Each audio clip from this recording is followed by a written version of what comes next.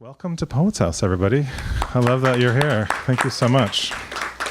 So I'm Rob Arnold. I'm the executive director of Poets House, and I feel like I'm talking to a room full of friends, which is really wonderful. So thank you for coming. I'm here to welcome you into Poets House, which is also welcoming you into poetry and into the possibilities of poetry. And for those of you who haven't been here at Poets House, my colleague Kate is going to talk a little bit more about it, but I hope you'll have a chance to explore our library upstairs. We have 80,000 books of poetry. It is a stunning collection, and it is given entirely by the community. It's a gift from the community to the community. So I hope you'll have a chance to check that out. When I was thinking about what to say for this event, which is a really special event, I'm really excited for this evening. I wanted to talk a little bit about what poetry can do. And to do that, as I often do, I went back to Stanley Kunitz, one of our co-founders and kind of our spiritual guide at Poets House, gave a speech at a poetry teachers conference here in Poets House on November 2nd in 1989. And he talked a little bit about poetry and what it can do. And so I just want to read a little bit of what he said. And part of it is that, so the context is, it's 1989, it's Cold War, it's, European, there's a lot of authoritarianism in the world at the time. I don't know that I understand that. Why would I think about that now? I don't know. He did talk, he opened it by saying that the American myth belongs to politics and to power and not to poetry. But then he goes on and mentions, how difficult it is to be a poet. For the gifted young, he says, to declare oneself a poet is to make a political statement of sorts and to enter the ranks of a precarious and challenging subculture. Again, this is all about power. And then he concludes with this, like, poetry is intimately concerned with the historic process. It tells us what it feels like to be alive in a given time and place.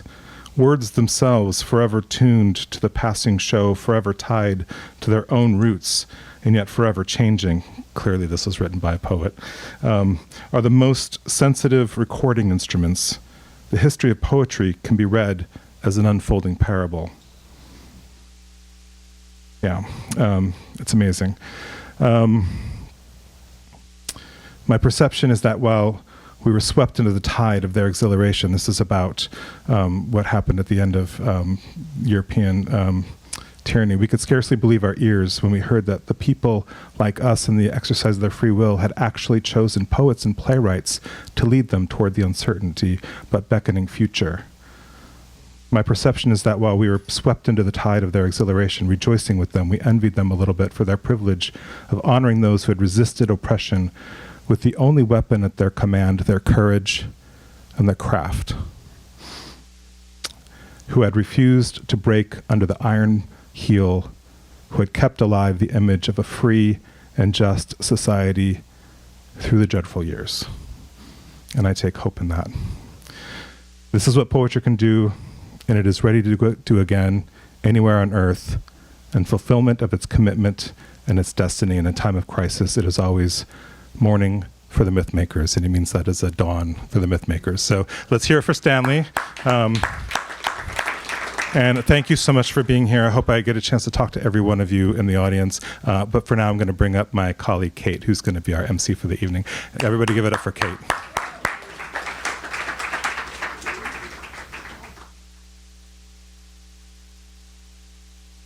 I'm so much shorter. Thank you, Rob, and of course, thank you, Stanley Kunitz, who we owe so much to. Hi, everybody. Welcome to Poets House. My name is Kate O'Donohue, and I'm truly so thrilled to be hosting all of you and our lovely writers today.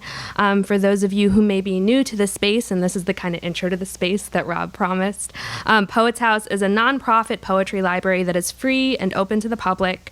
Our 80,000 volume library is one of the most comprehensive public poetry collections in the world, not just the States, in the world. We also hold exhibitions, special collections, and public programming, such as our reading series. Our New Work series celebrates recently released poetry collections, which is exactly why we're all gathered here today. So thank you for joining us for tonight's reading to celebrate the release of new works by James P. Lenfestey and Sarah Ruhl. I'll first invite to the mic James, who has recently published a collection of poems, Time Remaining, Body Odes, Praise Songs, Oddities, Amazements, with Milkweed editions, and then Sarah, whose essay collection, Lessons from My Teachers, was published earlier this year by Mary Sue Rucci Books. Afterwards, we'll have a bit of a brief conversation and an audience Q&A. Does that sound good to everybody? Yeah, great. Woo. So I have a bit of a strange habit when I start a new book. I don't start reading from the front cover, but rather from the back of the book. I start with the acknowledgments page, which is always filled with warmth and love and community. What struck me about the acknowledgments in Time Remaining is its listing quality. Almost every sentence where a new person was thanked begins with the word "and." And so the thank yous become emblematic of the book itself, where there is always a new person to be added to the list of beloveds and influences and titans. Time Remaining is a book of addition, of ands, and it is filled with community, with the people who have shaped these poems, from Yeats, whom James and I were celebrating the Lake Isle of Innisfree during sound check, to Springsteen, from Neruda to the Carhartt men in, quote, bitter cold who did that work, who made the future snug with the smoke of their breath. Just as worthy of a praise song as Yeats and Springsteen and Neruda, as the poet who keeps adding to his list. James P. Lenfestey is the author of Seeking the Cave, A Pilgrimage to Cold Mountain, a Minnesota Book Award finalist, and multiple collections of essays and poems, including a marriage book. He is also the editor of multiple anthologies, including Robert Bly in This World from University of Minnesota Press. Lenfestey is a former college English instructor, alternative school administrator, marketing communications consultant, and editorial writer for the Star Tribune, where he won several Page One awards for excellence. As a journalist, he covers education, energy policy, and climate science. He is chair of the Literary Witnesses Poetry Series, teaches as the Mackinac Island Poetry Festival, and lives in Minneapolis with his wife. Please join me in welcoming James P. Lenfestey.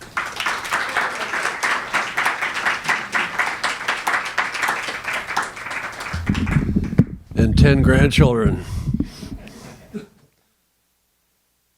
What a delight. Thank you all for being here. So I'm sure all or most of you have read Braiding Sweetgrass by Dr. Robin Wall Kimmerer. And if you haven't, walk out the door and do it now. When I reviewed it, I called it the New Testament, and it is. But I've been reading her recently, her previous award-winning book, which is Gathering Moss. And I came up with this image that I think works for us. Artists are like moss. We send our spores out into the world, and we don't know if or where or if ever they will land. And I'll tell you a story about one spore. So the Tiantai Mountains of China, 1,200 years ago, sort of a lapsed Buddhist monk named Han Shan, or Cold Mountain, inscribed. He'd given up on the business culture of China, which, by the way, was the main thing, and he wrote. He was an antic personality that wrote these somewhat unusual poems, carved them on bamboo and painted them on houses and trees. And somebody liked them and went along and gathered up 300 of them. But the Chinese didn't like them then, and they don't like them now. They don't teach them in his schools. They're named Cold Mountain, Hanshan. But the Japanese liked them better because they kind of like more antique monks. Well, so at the end of World War II, a young man from New York named Burton Watson, who was finishing his PhD in Asian languages and literature, stepped off the landing boat in Tokyo after the war, and he essentially never went back. And he in a bookstall, in a used bookstall in Kyoto, he found a manuscript of Hanchan's poems surrounded by Buddhist commentary. And he thought, I like these. And I'm going to translate 100 of them, which have the most human content, because a bunch of them were Buddhist, this or that. And he did. And that book was published by Columbia University Press in 1970, called Cold Mountain, 100 Poems by the Tang Dynasty poet Han Chan. And in 1973, I was running a fairly crazy alternative back-to-land school in Western Massachusetts. So I'd go to the church to get some solace. And the church, of course, was the World Eye Bookstore in Greenfield, Massachusetts. And the owner, Charlie Miller, who happened to be a friend of Yeats, of Auden, by the way, which I did not know. Charlie, I walked in one day and he held this up, said, here. And it changed my life. 1,200 years later, that spore landed right here. Here's why. You ready? Here we languish, a bunch of poor scholars ravaged by extremes of hunger and cold. Out of work, our only joy is poetry. Scribble, scribble, we wear out our brains. Who will read the works of such men? On that point, ladies and gentlemen, you can save your sighs. We could inscribe our poems on biscuits, and homeless dogs wouldn't deign to nibble. Talk about an anxiety-free zone. Here we are. So what a delight. So this is my, I think, 14th or 18th book since I left journalism, which is about the facts of the outer world, and I love them and revere them, for the facts of the inner world, which is the world of poetry. And this is more fun. I should have been arrested. So here's how this happened. I love, and I think many of you do, the Odes Elementales, the elementals, the odes to simple things that Pablo Neruda wrote. They're just marvelous. And they're long, narrow. They look kind of like Angel Falls in Yosemite, a long, narrow form. And he just, one after another, he just puts it all in there as the water bounces off rocks or ferns. Sort of, it feels like it ends an exhausted pen at the end of the long, narrow thing. Meanwhile, I've been writing for years little 8-line Chinese-style poems. But I love this thing. So I attended a lecture by on Mackinac Island, believe it or not, by the way, by an expert in Neruda. And he said, hey, you guys, anybody know how Neruda invented that long, narrow form? Oh, no, we don't know. I have no idea. Well, he had a friend who owned a newspaper in Caracas. And the friend said, I'll publish any of your poems, but they have to fit in a newspaper column. That's how our Nobel Prize-winning poet created that marvelous new form. Well, that kind of took the cork out of my bottle. And then the next day I had a bike wreck, tore the daylights out of my ankle, and I was lying in the bed, kind of admiring my ankle on ice, and I wrote Ode to the Ankle. And then it was kind of like the door was open. So I'm going to open. So then, you start to look around in your body and you say, who's doing all the work here? And you realize that on page 9, you will find who's doing all the work here. And it is my left hand. Never mind the crushed knuckle, the one that held the nail for the hammer. Everything you do is bent, gnarled, upside down, devilish, illegal, like speeding, wrong and exhilarating. You think for yourself backward from effect to cause. You scratch up on itches, down on dogs, stroke my beard like an absent friend, gesticulate with forkfuls of food, broccoli flying. Your fingers, lazy and forgetful, send me unzipped into the streets. How did you get so strange? This is for the physicists among you. How did you get so strange? Like an elemental particle is strange. A quark or boson flying everywhere and nowhere at once. Through walls said to be solid but transparent to your excitable turns. You feel the world as it really is. You feel the world as it really is. Bizarro, curious, inelegant, unclean, unfaithful, filled with delight. When you were young, you were restrained. Nose picker, marble flicker, ass wiper. You retired deep into your sleeve at night, speechless. Now you reveal your jaguar spots, far more alert than the rest of me. springing swiftly over the keyboard, ravenous for scattering prey.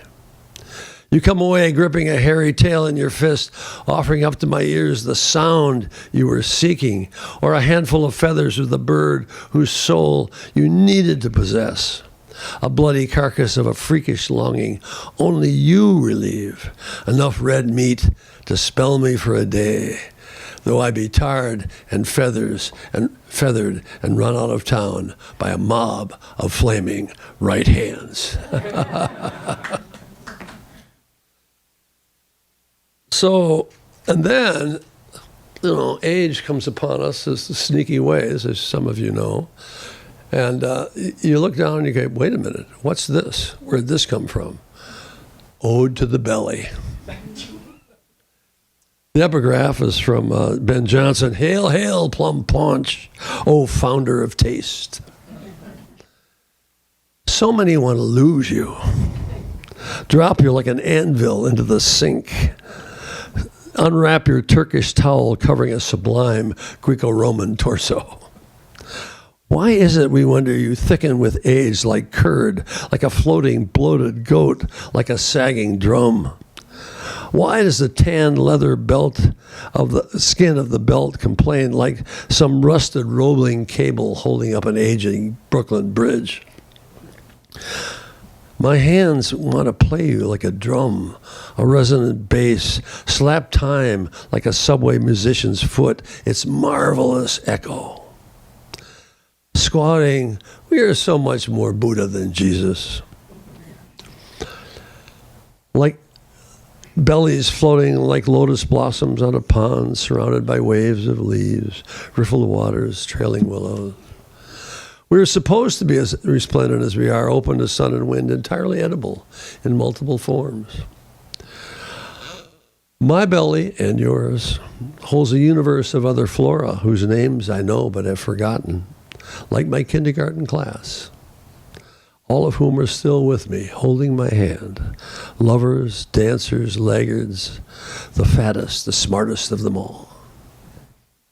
You are where the laugh lives, the laugh that shakes the whole of us, a quake revealing not underlying faults but holy virtues, a ravenous capacity for cavernous joy.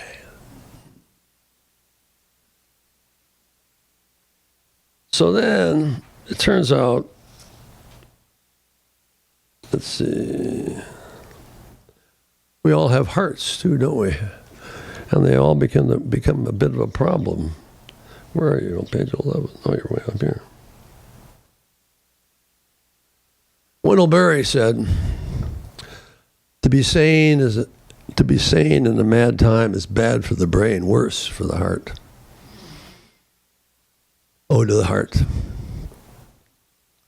I saw you were a good one, flapping back and forth. This is a long one, by the way. I'm not going to do too many long ones, but this is one of those just out of control, you know what? Neruda said, go ahead, let it go. I saw you were a good one, flapping back and forth in the cardiologist's scope like baby crow wings, a clenched fish, a pelagic nudibranch self-propelled through the dark oceanic currents of the chest. My father's heart and both grandfathers crapped out early, stress hounding them like hounds baying a fox. Those hounds chewed off the doors of their hearts. Meanwhile, you persist, selflessly pumping the elixir of life, violet in, crimson out. 70 plus years of pulse and wave, my cardiologist says, looks good.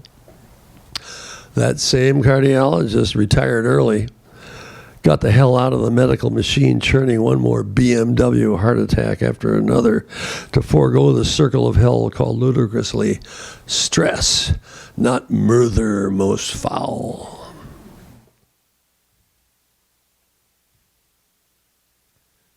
Dear heart, pardon me, D-E-E-R-H-A-R-T, dear heart, that shameless Shakespearean pun bounds through the underbrush of veins and leafy lungs, revealing above the sternum's thin fur the pulse of her heels, the fatty fluff of a departing tail.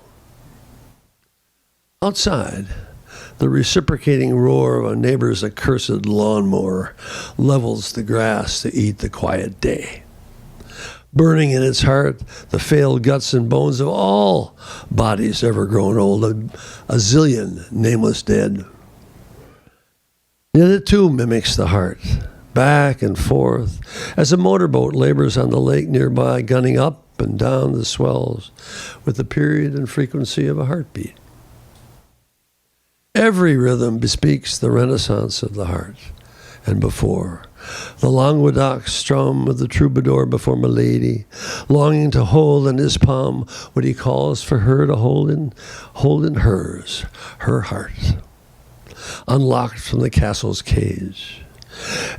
And so she lets down her long hair, yes she does, and picks the lock of her maiden's door to hold his heart in hers.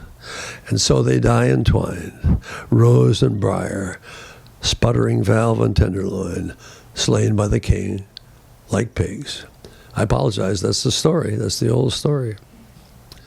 All this misunderstanding easily erased by a bullet to the heart, severing the motor from the boat, spilled gas and oil over the roiling sea, all of us stunned, stupid in response.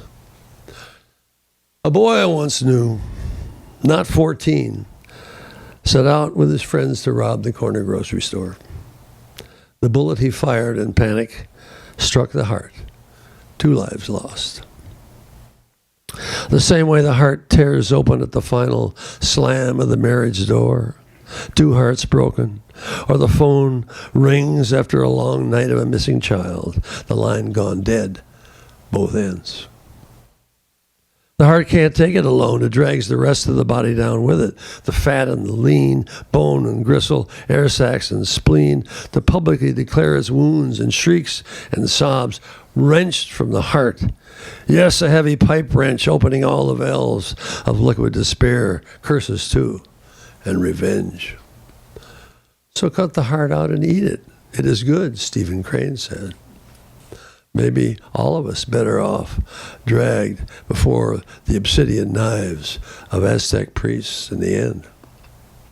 Unless, on a last very good day, it murmurs old poems and songs learned as a child by heart.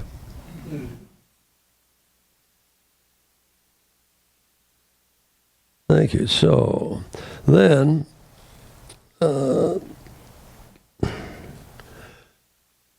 you all know the 7 or 8 systems of the body, don't you? Of course, you know them by heart. We got the endocrine system and the vascular system, and et cetera, the muscular system.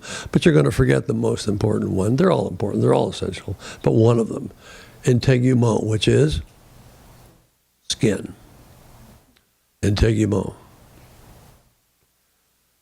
What a marvelous wrapper, snug even between toes. It shines in the sun and breathes like a forest, as if the hairs were fir trees and the skin a swamp with roots below water, allowing the whole earth to live in its breathing. And when slashed with a knife, it glues itself back together, leaving only a nick or a road and a story. Covering up every sin, every broken heart, every living love, every word unspoken, every song unwritten, every ugly thought. While perspiring the work of the hunt and the gather of roots and the digging of graves and the raising of shrines and the machinations of love. Whose idea was it anyway? To cover up this perfect covering? Filled with functions and history and signals, a great plains of skin harboring thatches of fur like cottonwoods in the washes. And yet, we look down on the covering of our fingers. As we type poems and memos and screeds, we speak more about hangnails and headlines and lost loves, while the skin holds everything in. Final barrier between the messy ooze of us and the sharp rocks of the world, which, if they breach, it heals. My dermatologist likes that one. Okay, I'll do a few more. Now, I know you've all been troubled, as I have for much of my life, by the distinction. What is the distinction? Are you ready? You know this. You stay up all night with this problem. What is the distinction between etymology and entomology? I mean, years we spend on this problem. Well, I'm answering it for you now. Ode to the sound of N. And oops, wrong page. Oh, hang on. 49. Oh, you will want the, and take this line to the bank if you take nothing else. This is from Ralph Waldo Emerson, America's smartest man, who said, language is fossil poetry. Every word you and I speak has a history, some of it 50,000 years old, some of it last week. And language is fossil poetry. Ode to the sound of N. Splice the sound N into etymology with only a small discriminating pressure of the tongue at the intersection of the hard palate and the solid ceramic blocks of incisors, adding a soft, low growl in the wolf of the throat. And we veer away from the history of the constellations of words swirling like nebulae inside the dark linguistic universe of our mouths, where a comet tongue, like a fiery eel, carves distinctions from icy light, to change the direction of history, into living bees swarming the tops of trees and butterflies. My God, butterflies. How did their impossible body plan arise? And ants, do not forget industrious ants who inspired tireless Edward O. Wilson as a boy to see in their persistent trails the intersection of all the living universe, how it tunnels together. And termites with their wizard enzymes, digestive paths harder to mimic than modern science once supposed. This massive meaning built into the small of it. These two clusters of linked sounds separated by a muscle slickly pressed when called to change the scale of the universe from lost to vast. World with an N. Amen. I'll do a few more for you. That these will be different. So those are all my odes, and there's odes to everything in there. Lots of parts of the body. But in this poetry world, I'll do 3 poems related to this task that we have taken upon ourselves. The terror of publishing. The terror of publishing. What if 1,000 years from now, the sound of that syllable fails to sing? What if that line break that obsesses us, the break between darkness and light, the one the cop pulled us over for, gave us the costly ticket, what if it slashes one sound too soon? What if the 100th ending, the one you finally didn't use, was the true one, your courage failing? What if the mother in the book is too much like your real mother, an angel, or not enough, washing your foul mouth with lie? What if that scene between father and son is not terrible to behold, Saturn's heat blistering the skin, but maybe laughable, a comedy? And the gods you invoked in chapter 1 or in the prologue or in the title or in metaphor in verse 3 are completely displeased, surly at the nasty twist you've given their rollicking waves. So they torture you night and day with the failure of your limited earthly imagination.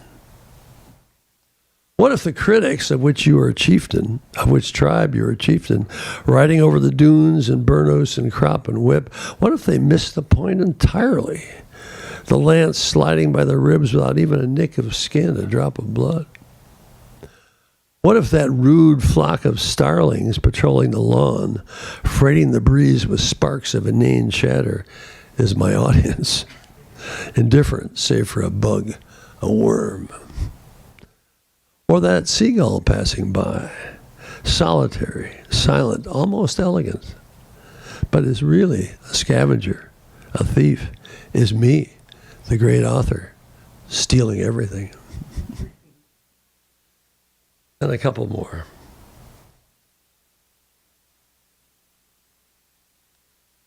the three quiet poems at the end about this project. So we're in a world of books. I love books my whole life. We all love them. Looking up at the ceiling after reading, quote, the poetry of William Carlos Williams of Rutherford by Wendell Berry. From the couch, I see now the ceiling is not flat, but waves of white, an ocean of particulate foam, a sky of shadows, a home of surprising darkness. As the fresh snow outside is hollowed too with darkness, caves of silence. As the wind in the furnace howls, and everything below the cove molding, this is the whole reason for the poem, the word cove and the two meanings of it. Everything below the cove molding is as if below a waterline. And the pots of narcissus and the lamps and the chairs seem passing fishes.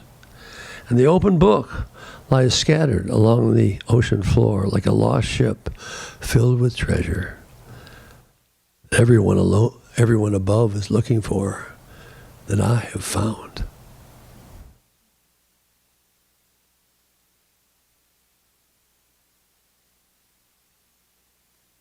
Loaves, Loaves.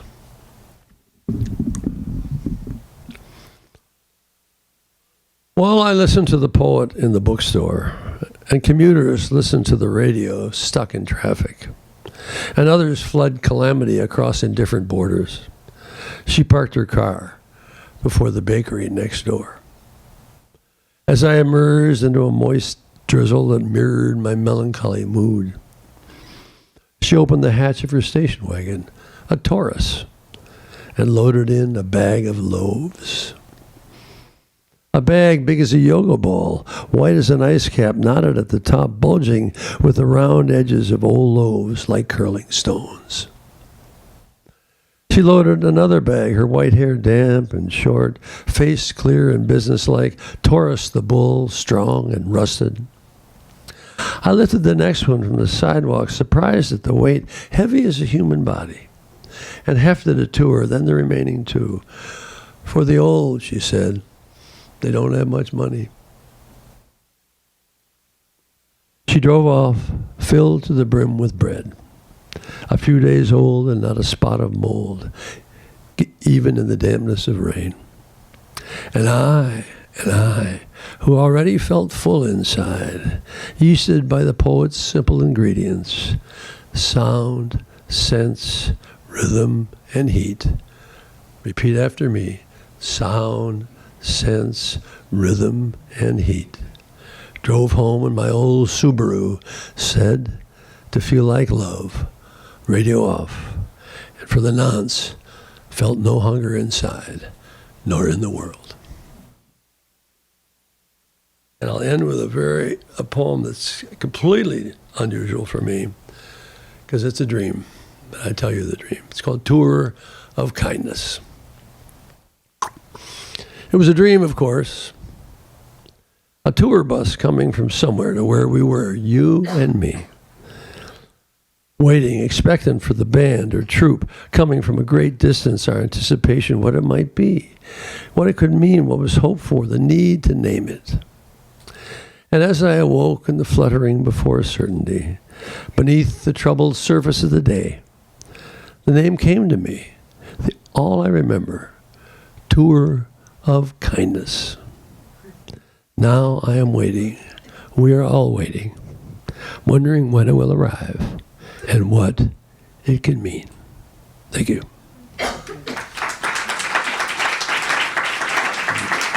Thank you so much, James. I so appreciate the joy in your poetry. There's so much joy in it. And that is a very, very good thing. I don't know how else to describe an acknowledgments page except as a litany. The acknowledgments page of lessons from my teachers is the perfect example of a litany, one I might show as an example to my own students, but one that has moved me just as much as any essay or poem, because it is not just a litany of well-known peers or publishing professionals, but a litany of Sarah Ruhl's teachers, from preschool to high school and beyond. This litany is made all the more moving knowing Sarah's own impact as a teacher and writer, the lives of other poets, playwrights, and writers she's touched and changed with her work inside and outside of the classroom, my own included. The best teachers are those who know we are all, at the end of the day, always and forever students of the world, of the art we encounter, of our neighbors and peers. As Sarah herself writes in the introduction to the collection, quote, "I hope to continue to orient myself as a student in this world. The more I teach, the more I learn, and the more I see teachers all around me." Sarah Ruhl is an award-winning American playwright, author, essayist, and professor. Her plays include The Oldest Boy, Dear Elizabeth, Stage Kiss. Her plays In the Next Room,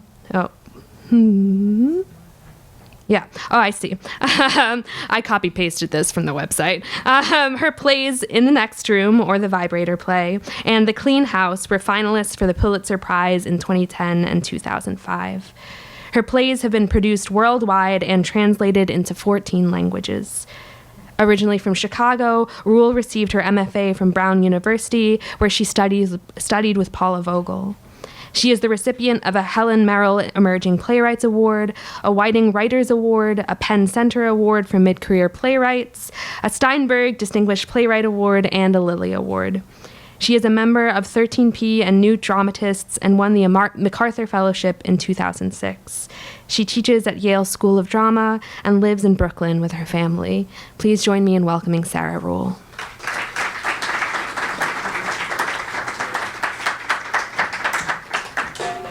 Thank you. That introduction was so moving, and I could just sit in the audience forever and listen to more poems of yours. They're so beautiful. And yes, full of joy and exuberance. I'm going to start with this essay about a former student named Max Ritvo, just because it seemed appropriate here at this place. I first met the poet Max Ritvo when he was a Yale senior in my playwriting workshop. In his application to get into my playwriting class, he wrote, "All I want to do is write." He had a luminous quicksilver mind, an open heart, a wild sense of humor, and a rare and unmistakable poetic gift. That fall, he also had a recurrence of Ewing sarcoma, a pediatric cancer. He worked hard to graduate from college while undergoing chemotherapy, writing poetry all the while. By the way, can you hear me okay? I did a reading recently in Chicago, and my mother was like, "I couldn't hear a thing." So anyway, sorry. After Max's graduation, we wrote long letters in the form of email back and forth. Over the next 3 years, we became close friends and literary confidants. We discussed everything from poetry to pop music to child rearing to our enduring love of soup. We continued to write when he was on experimental trials. When he moved to New York City to get his MFA at Columbia, we met in person for meals and argued about John Berryman, the meaning of Madame Bovary, and whether or not there was an afterlife. Max thought there was no afterlife. I thought there was, or at the very least, I thought the soul was immortal. Max could slide into discussions of spiritual matters as easily as most people talk about the weather. When I took refuge in Tibetan Buddhism, I told Max all about it, and he said, "I'm so happy you took refuge with an awesome Himalaya trekking nun." Unlike me, Max was an extroverted writer. When he read his poems aloud, he shouted them to a crowded room, circling and wearing a pink kimono. He collected friends readily, demonstratively, across geographical barriers. He knew he didn't have time for the slow reveal. He once recited a poem he'd written to me standing up with his booming voice in a small Brooklyn cafe while I faced him. When I indicated a measure of embarrassment, Max was horrified and apologetic, waving his arms. "I embarrassed you," he said. No, I assured him. "I'm embarrassed in exactly the right way, like Elizabeth Bishop when she read a poem that moved her." "Bullshit," Max said. Martin Buber wrote about the moment that the teacher-student relationship turns into friendship. However intense the mutuality of giving and taking with which the teacher is bound to the teacher experiences the pupils being educated, but the pupil cannot experience the educating of the educator.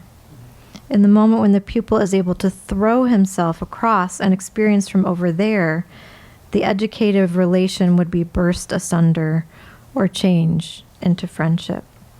It is the true inclusion of one another by human souls.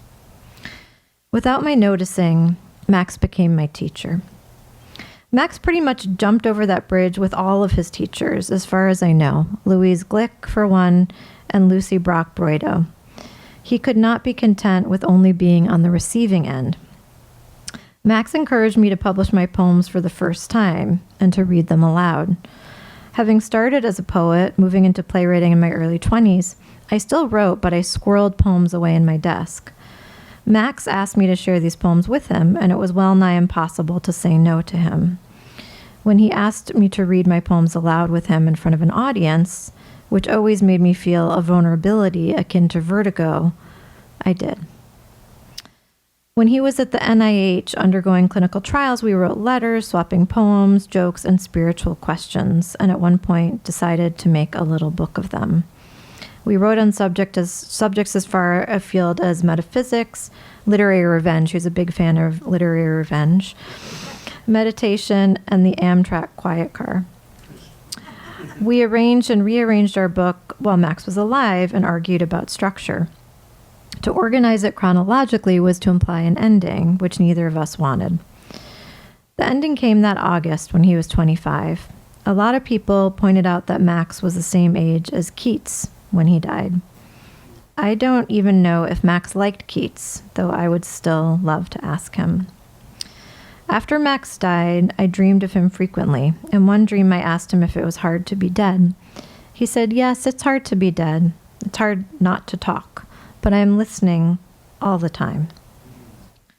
He left behind a mother, father, and sisters in mourning, as well as a young widow and literary admirers. He also left behind his first book of poetry, 4 Reincarnations, which Milkweed Editions had rushed to press so Max could hold the galleys in his hands. Surely, he's the only poet to have had his debut collection vie with The Odyssey for best-selling poetry book on Amazon the day it came out. What are the rituals for the loss of a student or a teacher? We are not family. We do not say goodbye at the bedside often. And yet the ability of a teacher or student to transform one another's lives can be epic. Sometimes we have to create our own rituals for remembrance. Max was the voice that answered back. He still is. He taught me not to wait for the slow reveal, to tell people you love them now and often. And he taught me that students sometimes make the best teachers. Oh, thank you. I know there are a lot of Polly Noonan fans in the audience. Is that true? Yeah. So we got to meet through Polly, who is your niece, and so I'm going to read this little essay about Polly. Polly and the $2 bill dream. I think dreams can be wonderful teachers. I try to write mine down first thing in the morning. Sometimes dreams blur into my daily life in the oddest way. For instance, I was about to open my opera, Eurydice, at the Metropolitan Opera. I was overwhelmed, felt the need for old friends, and comfortable high-heeled shoes. Total oxymoron. One of my oldest friends and collaborators, Polly Noonan, flew with my mother from Chicago to New York for the opera. Polly dropped my mom off at the apartment in Brooklyn, and I insisted on paying for the taxi, knowing that her spiritual and artistic resources are unlimited and her economic resources are limited. That night, I dreamed that Polly gave me 2 $2 bills for good luck on opening night, and in the dream she delivered a long soliloquy about labor and friendship. She explained in the dream that maybe money might seem like a weird gift to celebrate art, and maybe it was weird for an artist without a lot of money to give money away as a present. In the dream, I told her I understood the gift entirely and that art and friendship are so much more important than money. In the dream, I happily took the bills, and we continued to have a long dialogue about economics, labor, friendship, and art. The next day, I texted Polly that I dreamed she gave me two $2 bills. She texted back, "What?" She then texted me a photo of the two crisp $2 bills she was meaning to give me for good luck on opening night. She explained that she'd gone to the bank in Chicago, where she took out two crisp $2 bills for the occasion of my opera, wondering if it was a weird thing to give money as a present. I marveled at the dream and the $2 bills and said, "Message received." I don't understand how the universe is built such that dreams can know things that we do not know in the daylight. I only know that my dreams are sometimes my best teachers. Art is a dream we are allowed to have together. When we sleep, we dream alone.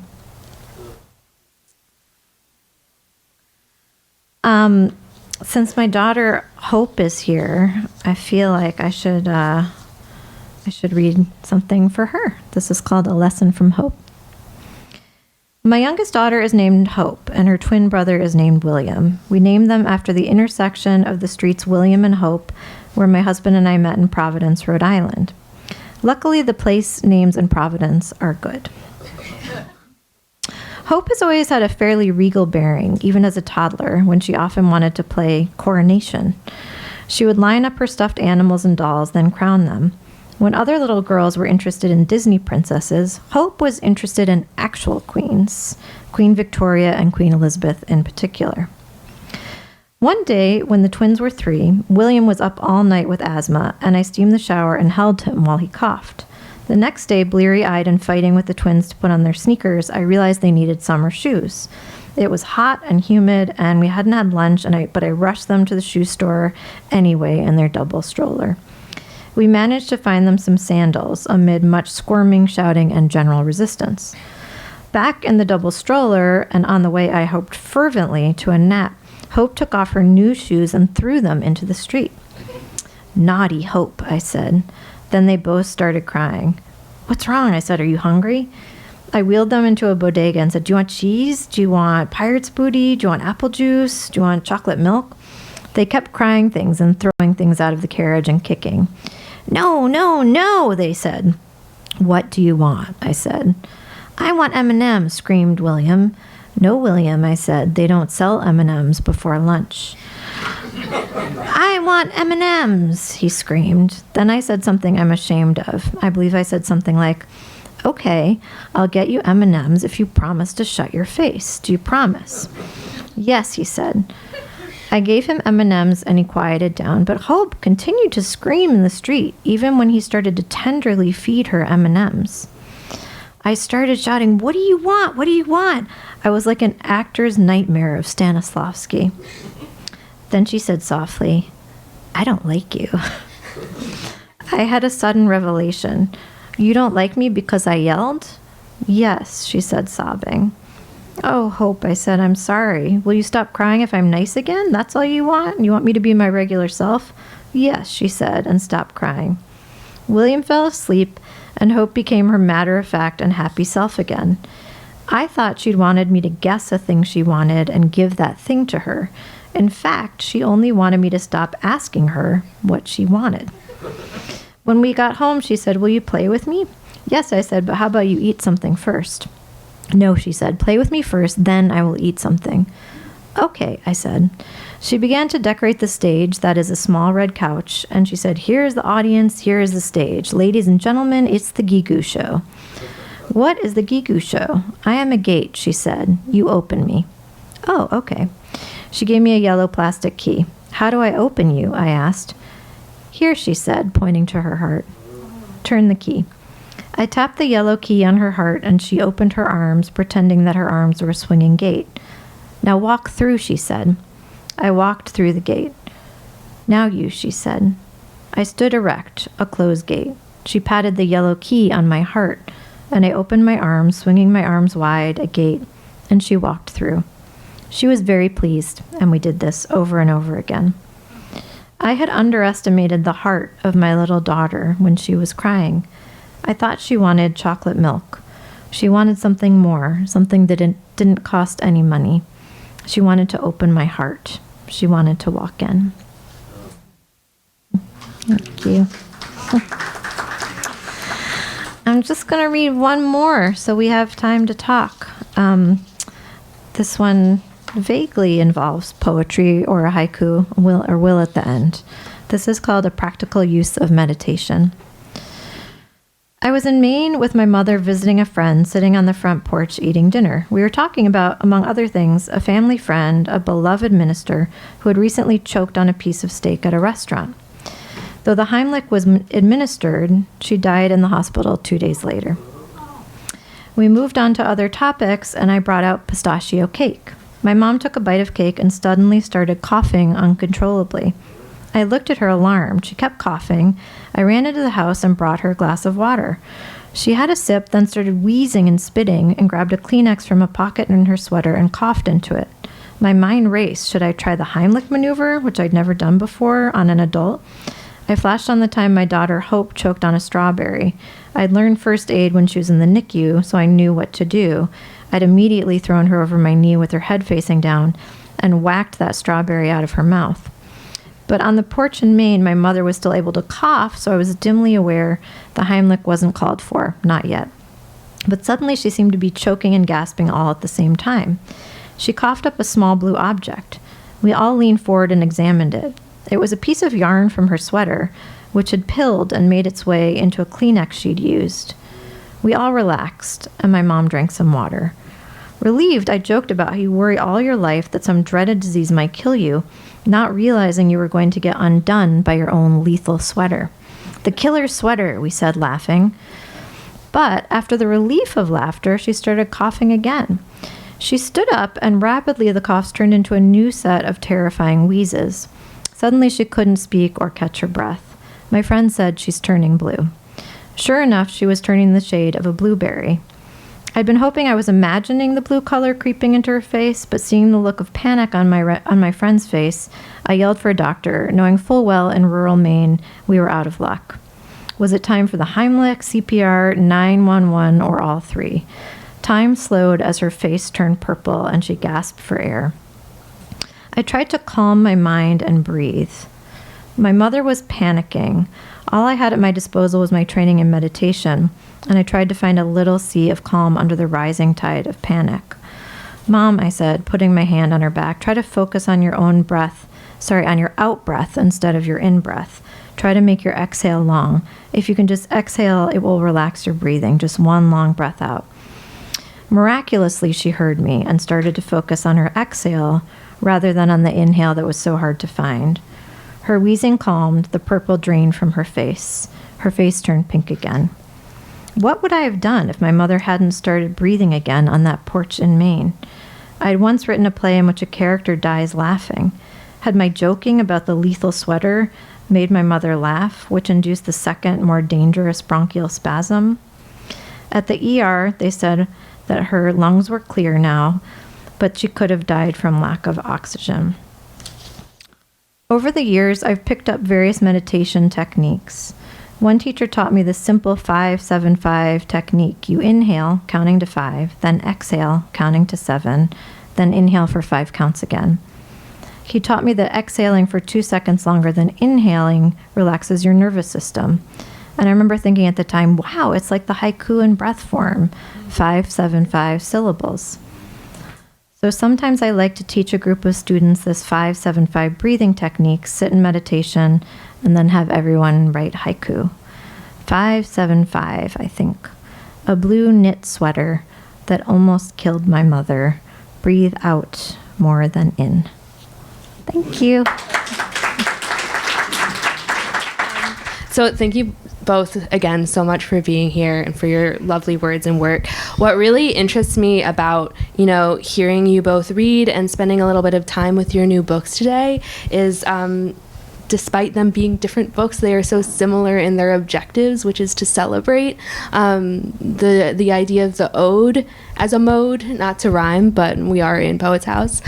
Can you talk a little bit about why you felt so drawn to the ode at this time, like especially, what we are all going through as people and citizens in this world? Well, I think I addressed it in my little monologue to start. I mean, it was, if you haven't read the Odes Elementales, the simple odes of Pablo Neruda, do yourself a favor. Ode to salt, ode to socks, ode to tomatoes, ode to honey. And this is a whole new thing that he invented, not only the form, but the idea of addressing simple things. And my friend Robert Bly was a phenomenal translator of Neruda, actually the first to bring him to the United States. And probably because of Bly, I'd fallen under the spell of these wonderful, simple odes to simple things.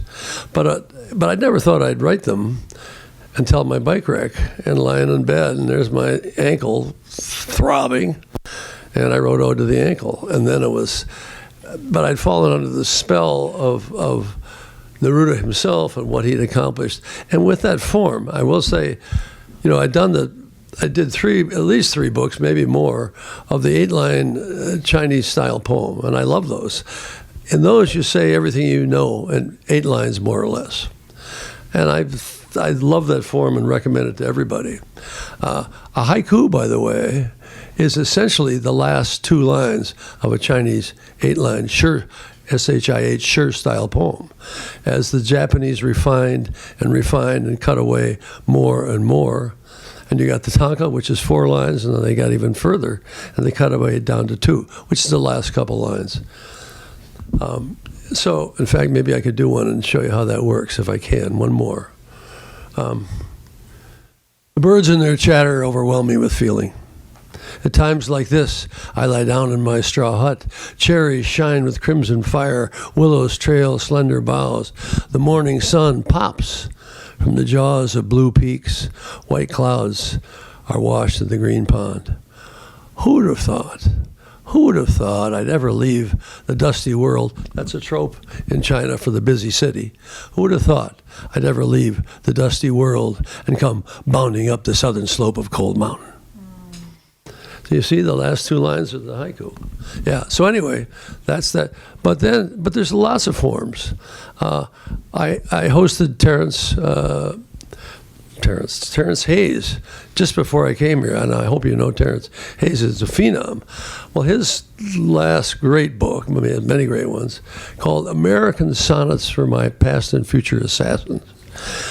What I never understood about that until we had him in Minneapolis, literally the day before I came out here, was he said, I was making an American sonnet, not the old British Empire sonnet, and not the Italian sonnet, but a sonnet that fits us here. Well, isn't that wonderful? He created a new form, and he's created more than one form actually. So somehow with my accent and the just learning about that, how he came up with that form, it just opened the door for me. That's why I fell in love with odes, and then they are addressed to anything, not just to gods and angels. What about you, Sarah? Well, I also love Neruda's odes to, of course, and I love that addition too with the beautiful little illustrations. But I loved learning about the newspaper column as a reason for that form to exist. And I love I don't know if any of you have read Sharon Olds' book of odes that came out recently, I guess not too long ago, but I loved your book about Cold Mountain so much, and I love that you can recite these poems. I didn't dare read any poetry because your poetry patter is so good. I didn't dare. The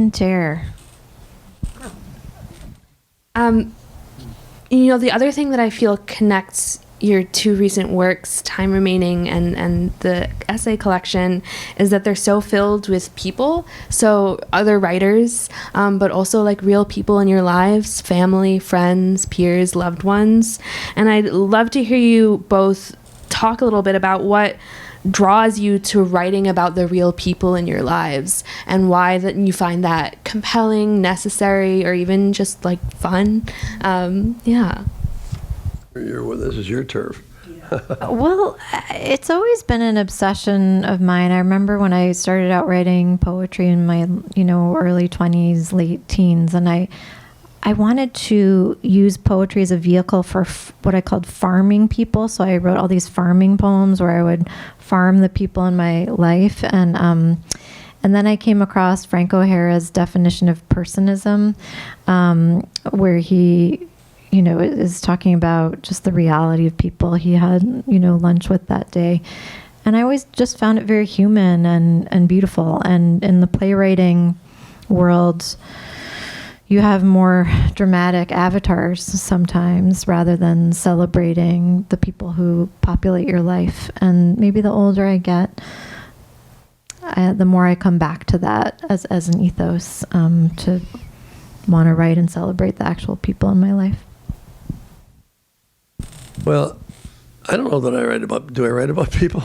Well, You write about writers. Well, I do. But let's go back, because these things over time tend to have their place in a calendar in one's psyche. I published a book after the China book, I think, called The Marriage Book, 50 Years of Poems from a Marriage. And I put it together out of poems that I'd written to my children when they were born.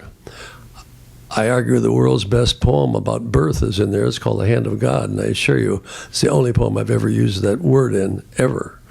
To witness the birth of my children is just this, it's astonishment, beyond astonishment.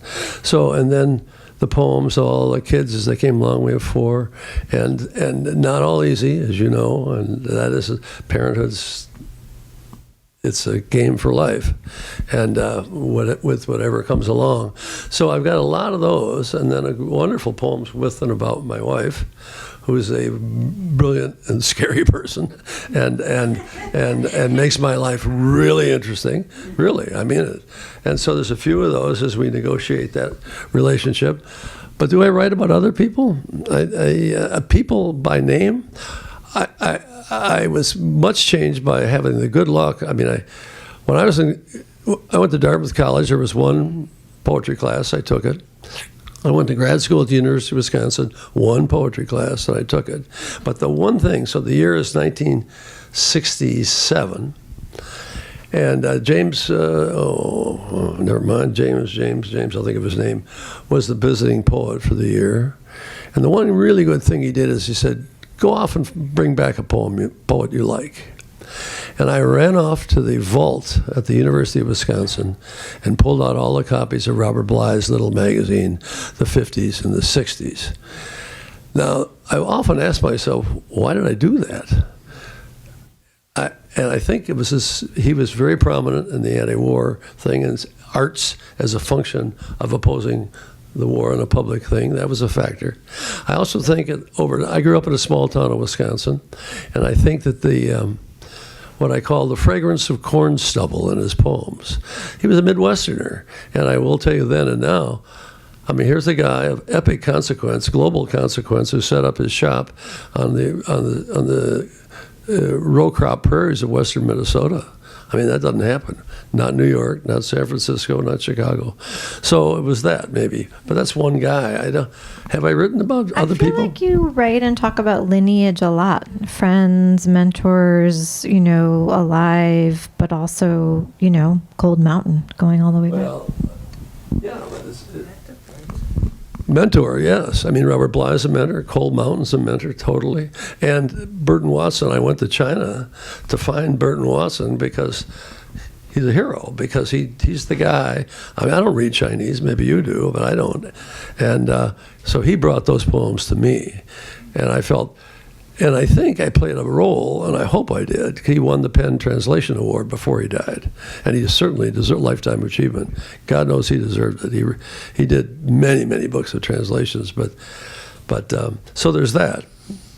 I'm deeply grateful to all the artists who have changed my life, made my life. Just the detail on that, as I mentioned. I was a journalist. I'm a damn good journalist, and the difference. But I said, the facts of the outer world, I revere them. We're in deep trouble in the world of facts. We won't go there, but it's a nightmare what's going on with the factual world. But there's another universe. And that's the facts of the inner world. And I wanted to see if I could make that discussion work. So that's where I've been at since I left the paper when our baby daughter finally left the house. When she was 14, at the age, she was 10 years younger than the rest. So we did our full 40 years of parenthood straight up. And then I got a chance to do this. But it's the facts of the inner world that really interest me now. And they come like magic. You know, they don't come from, I don't know where they come from. I get up in the morning, there's a piece of paper on the floor. Where'd that come from? And that might be something I wrote that night, and it might be junk, and it might be good. I'll ask one more question and then turn it over to the audience, because I really loved that assignment that you just mentioned. Go out and find a poet you like and bring them back. I think that's a great task to give a student of any age and any field. If you could go out and bring a poet and give it to the audience here right now, who is that poet today?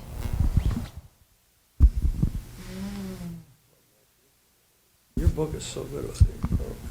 I mean, sure, Max Riffo, absolutely. 4 Reincarnations and Final Voicemails, absolutely. I teach a class, or I just taught it once at Yale, called The Intersection Between Poetry and Playwriting. And so we would do something similar where they would have to go find playwrights who had also been poets and kind of bring them back. And then they had to read them and write about their work inside a different poetic form every week. And that was delightful to find some poems by playwrights who, the students and or I didn't know their poetry. Found some amazing August Wilson poems and in the library at Yale, and I don't know, there were a lot of treasures to discover in that intersection. Well, we all have many that we love, but if I had to pick, well, I don't have to pick one, but Ada Limon. If you haven't read Ada, she became the poet laureate, just retired as poet laureate. But her last 3 books, which happened to be from Milkweed, but man, you want to read them, and they just touch you, and they move in ways that you don't see coming, but they all make a beautiful kind of sense. I highly, highly recommend Ada Limon. I was going to, and then I thought, everyone knows her, but I will say that, like, they're all these little revelations. Yes. And speaking of playwriting, it feels like they're all these scenes, these little crystalline scenes that then have this moment of revelation. So beautiful. Not to advertise another wonderful institution in this city that's not Poets House, but I believe she's giving a reading at Books Are Magic later this month if people want to check out Ada Limon. We love other literary institutions at Poets House. So now I want to turn it over to the audience. If anyone has any questions for our lovely writers, feel free to raise your hand.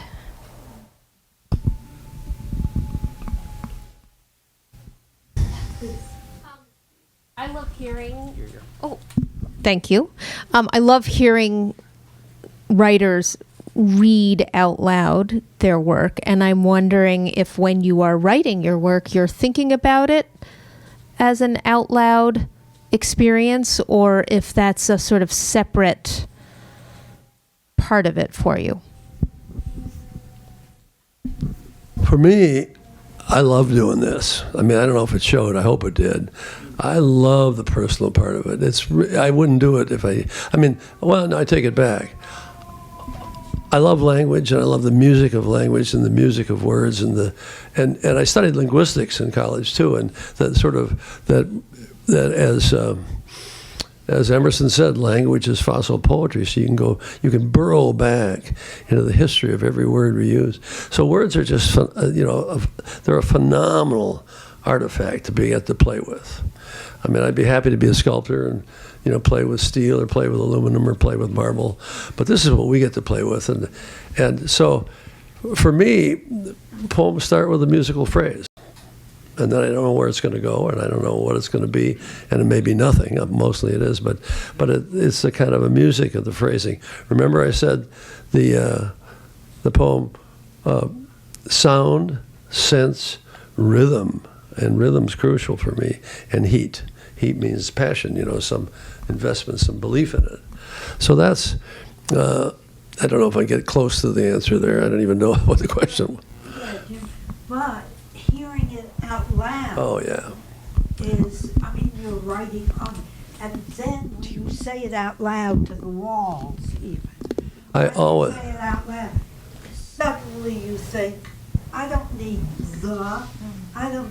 now we're just talking. Right. A little, you say unimportant, but it's not, it doesn't turn out to be. well, I agree. Maybe I misunderstood. First, I hear them all inside me. I once in college desperately took the Evelyn Wood reading dynamics course. Remember that? And John F. Kennedy did it. He could read 500 pages in 3 minutes or whatever it was. And, you move your hand over this. And I was halfway through it, and I threw it away because I missed the music of language. And actually, it was a good editorial. But even in journalism, every sentence was crafted. It has a beginning, middle, and an end. And so the music, and in poetry, you really get to do the music. And I love the music of it. And so I always hear them out loud. They're always running out loud in my head. And I was telling somebody, I did a gig in Nashville, North Carolina before I came here. I was saying, I go on the road. I want to see you, and I want to do this out loud. What's social media? I have no idea. I tend to hear things in my head, but also occasionally read them out loud. And then when I write plays, I have actors do it, which is incredible. And that's when you really, for me, hear the rewrites, when I hear it in the voicing. And one thing that's a torture is I've had the luck to read my audiobooks out loud twice for this book of essays and a memoir. But then because I hadn't read them all out loud, I noticed all these little, phrasing things. I was like, oh my God, can I edit it? And no, it has to match the copy. So I do think it is a great practice. I should read everything aloud. Yeah. More questions? Hi. I had a question for Sarah. So in your first piece, you described like a conversation with Max in your dream. And then in the second essay, I believe you said that to sleep is to dream alone. So I was wondering if you could talk about like the reality of visitation within dreams, or if it's more of an internal experience, or if there's a distinction to be made there. It's such a good question, and what do I know, truly? But I definitely have had dreams that feel more like visitations than like my unconscious working something out. And those are the dreams where I'm kind of wake up in the middle of the night and have to scribble it down.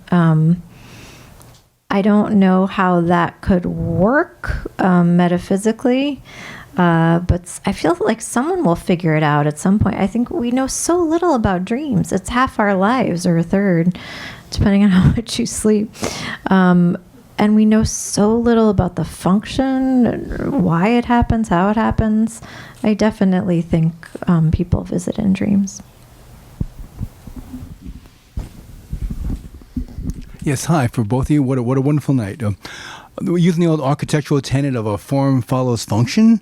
Do you feel like certain, I guess for Sarah, certain stories, certain muses need to be a play or a poem, and do certain stories need to correspond to the outer world or the inner world? I just wondering how that comes to be for you both. Thank you.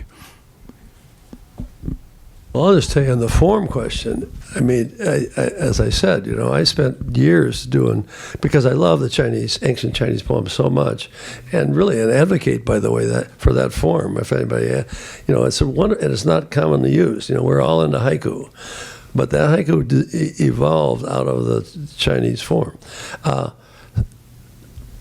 But it was, I think it was, that lecture, I can't explain why, but that lecture about Neruda. So suddenly I went, oh, this isn't that hard. Or I don't mean to say that, he's a genius at it.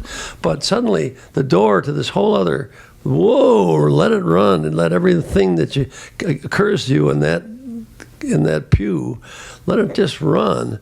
That came out of this, that idea that that he, you know, he was not, he just made it up and made it happen, and so I could too. And who knows what the next term will be, you know, or, you know, like Terrence Hayes, who comes up and says, I'm going to make a new American sonnet. I didn't invent the ode form, and Sharon Olds has a wonderful book, and mine started also with a wonderful poet whose name I'm going to forget. It's in my book, but I can't remember. But he said, I've been writing odes. And I went, oh boy, I am too. So the form gives you a different opportunity. And I love that. And, you know, and then there's the lyric form. And as for dreams, it's the only dream poem I think I've ever written or kept was that last poem. I have the gift of being a very good sleeper. And I know because I have a wife who does not have that gift. And she's got, you know, so the nights are where she gets to tangle with things. But I get up, I wake up I never miss a dawn. And that's when the world opens for me. And I'll never miss a dawn. And in addition, so it's the light streaming in through the window. But I can be in that zone, the dawn zone, when you hear the morning birds. So I'm a closet naturalist too, and all those are friends of mine. So, and the moon and the sun are friends of mine. One detail about the new friends, because I mentioned a book, if you've all read it, I hope, but Braiding Sweetgrass. But in my review of it, one of the things I said was how it changed me. Everybody I know is changed by that book. But for me, you know, for 40, 50 years, I get up in the morning and I go out and I pick up 2 newspapers off the front porch, and I say hello and goodbye to the moon and the waning stars. And then I went, wait a minute. What are these things standing between me and the stars? The trees. And they're breathing for me. And they're breathing for you. They breathe for us. And this exchange, and I mean, it was transformative. I go, wait a minute. I have not praised these things which are far closer to me. So I don't know what that means, but that's not a dream, but that's another opportunity to praise, thanks to Robin Kimmerer.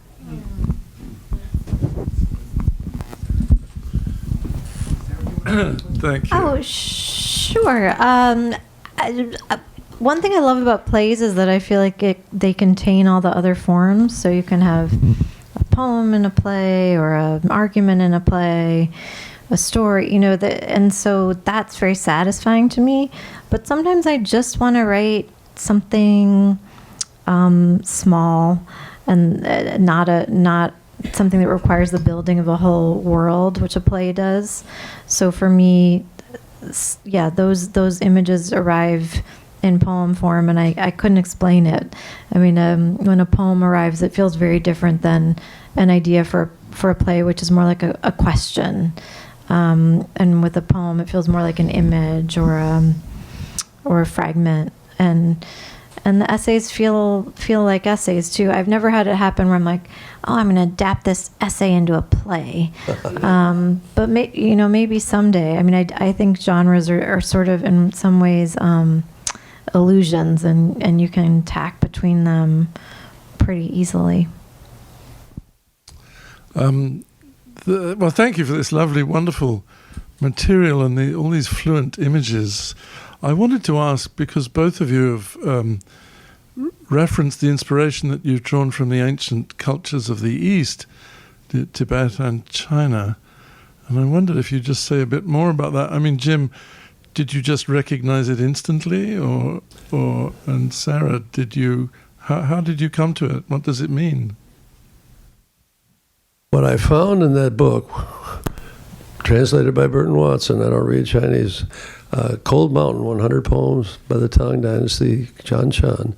Highly recommended, still in print. What I found was humor. Who knew that poetry could be humorous?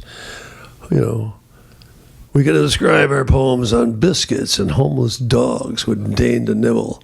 I would also add, I think I mentioned, an anxiety-free zone. Suddenly, I loved writing poetry and doing life and doing all the other things we did. But with poetry, I was worried, as many young writers are, is it any good? How do I know? Who do I talk to? I remember once bedeviling I mean, one of the first poetry readings I ever went to, and Eve Merriam or something like that. And I mean, how do you know when the poem's done? And she said, just abandon hope and move on, you know. But when you're young and you don't know, and you can't. Oh God, you know, this line, this sound. Well, I started with the spore thing, you know. They just let them go, and so he taught me to relax. Hanshan taught me, forget about it. Here's a guy, and then the spore lands. You know, the spore is sent off 1,200 years ago, and it lands in me and changed my life. Yeah, that's what art can do, and there's no time. So in that case, I don't know. So it was that, and then I began to read a lot of Chinese poetry, and there's a lot of good stuff, but then my trip to China was, in fact, very specific. As you read it, thank you. It's called Seeking the Cave, a Pilgrimage to the Cold Mountain. And the cave is real. The cave is a place where Hanshan was said to live. And we did find it. I had the guy who did locate the cave in modern times who took me there. But the cave is also metaphoric. It's the cave out there, and it's the cave in here. And so that book is also about how I fell in love with poetry and what it meant to me. And as I sought that outer cave to make clear to myself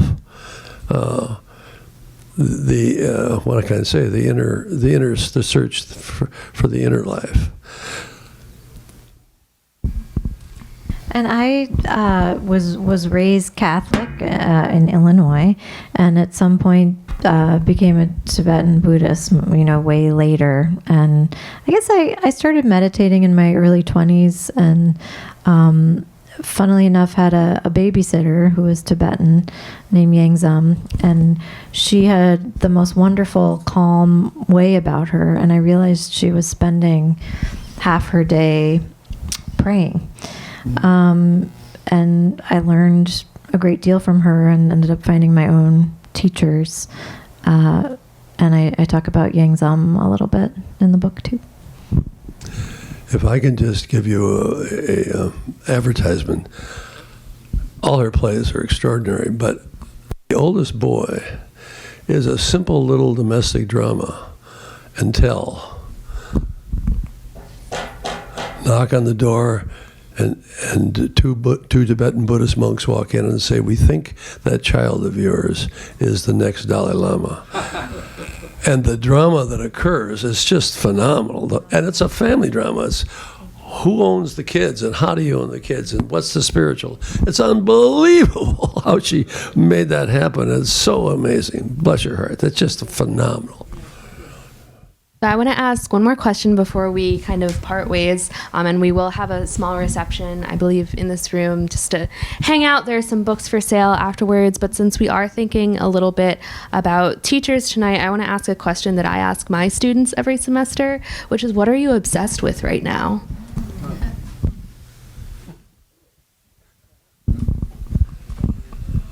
Well, as one who read 2 newspapers a day for much of my life, I'm not reading them anymore. I get the 2 newspapers and they go right out because, you know, you can find out all you need to know about this calamity that we're living in. So what am I obsessed with? Well, I will say always and forever, politics. I mean, as we look at this calamity, no matter what side you're on, there's only one solution. We're going to have a big protest coming up on the 20th. Good for us. But the real solution is elections. Electing a new slates of people who are going to throw these bums out. And bums is a compliment compared to what they really are. So politics is always, my wife is politics 24/7. I'm politics 12, and actually trying to make it less. But we do. We support our candidates all over the place, and we really work it. And that's a very serious thing, and particularly now, because it's not between A and B, you know. So there's that in terms of obsession. The other is, of course, the way out of that obsession, which is literature and life. I love all literature. And you read a novel, and you're in another world. I have the book called North Woods. You may have read it. That's in and I save it for the airplanes. And when I get on an airplane, my wife fusses for every seat. She spends weeks make sure she sits at a certain seat because she likes that. I get on a plane with a book and I disappear. And the books take me, and it's just so. This literature is the other thing, and it's a great joy. I'm a very slow reader because I read for the music of the sentence. I don't recommend it necessarily. That's who I am. I might be a little dyslexic. Don't ask me directions. I love the obsession question. I am, yes, obsessed with politics and share your views on that. I seem to be obsessed with the American musical right now because I'm working on two of them. I'm working on one musical that's an adaptation of the book Wonder. That's going to be in Boston and ART this fall. And then I'm working on another musical with Sarah Bareilles. Really? It's an adaptation of a Meg Wolitzer novel called The Interestings. And I'm obsessed with how to make them work because they're really hard. And they're like a Sudoku puzzle spinning on an alchemical duodecahedron in space. It's like you can't catch them. They're just, the music makes them kind of spin, but you have to structure them. And so this book right now, I've been reading The Secret Life of the American Musical is my obsession currently. Well, then following that, so what musical out there that's been do you think works? So Hamilton. but which has spoken to you in the last 5, 10 years? I mean, really, Hamilton, in terms of the last 10 years. Yeah.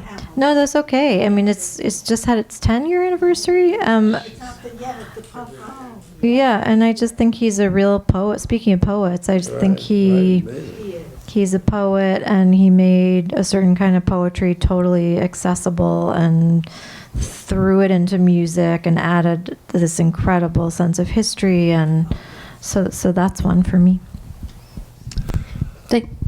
Quick thing on spoken word. Spoken word is the happening thing in poetry now. And I have a young man, and believe it or not, a native guy from northern Michigan who's my great pal, and I'd love to bring him here because he'll knock your socks off. And it's all memorized, and it's all long form, and it's just beautiful. You know Jamie Andrews. He's a rock star. Yeah. His name is Jamie Andrews. He has no books out. I'm trying to get him out in the world. But he's not alone, Hamilton, of course, and many others. And it's a new form, a relatively new form, evolved out of the streets. Old, new and old. Yes, new and old at the same time, exactly. Well, thank you both so much for your thoughts and your recommendations. Join me in giving a round of applause.